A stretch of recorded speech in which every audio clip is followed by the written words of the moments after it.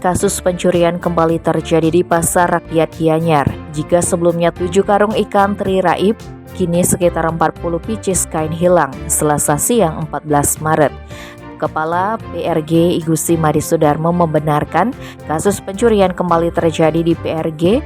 Ia menuturkan peristiwa itu diketahui sekitar pukul 12.30 WITA di basement 1. Tempat itu digunakan petugas parkir untuk memarkirkan kendaraan pengunjung PRG.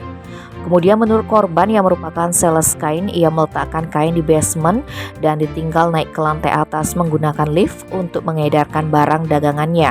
Saat kembali, kain-kain tersebut sudah raib. Akibat kejadian itu, korban mengalami kerugian sekitar 4 juta rupiah.